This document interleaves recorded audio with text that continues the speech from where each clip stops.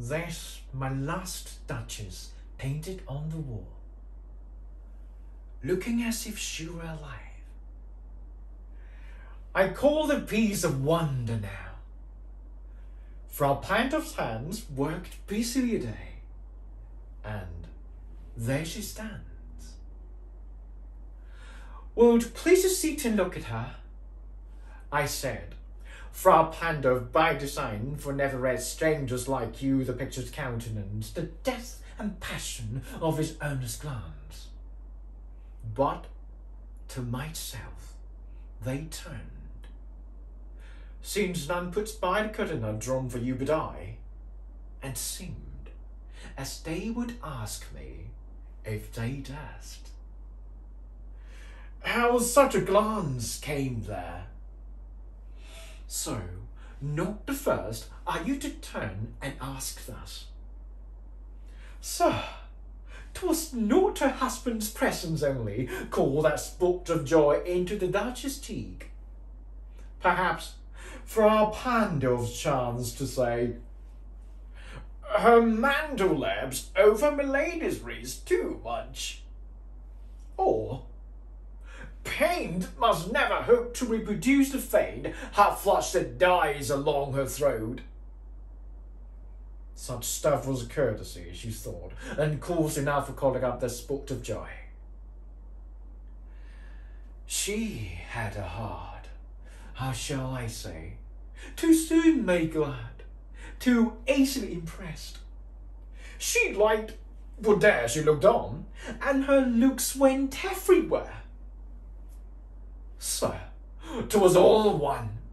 My favour at her breast, the dropping of the daylight in the west, the bath of cherries some officials full broken out for her, the white mule she rode with rounded terriers, all and each would draw from her a likely approving speech, or blush, at least.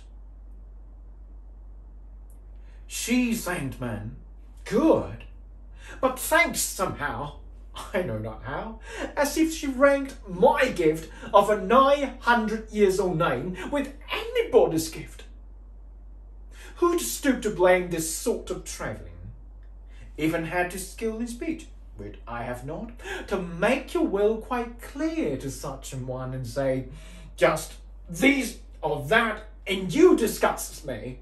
Here you miss, or there exceed the mark. And if she'd let herself be lessoned so, nor plainly set her wish to yours, forsooth, and made skills, in them will be some stooping, and I choose never to stoop. Oh, sir, she smiled, no doubt, whene'er I passed her. But who passed without much the same smile? These grew. I gave commands, then all smiles stopped together.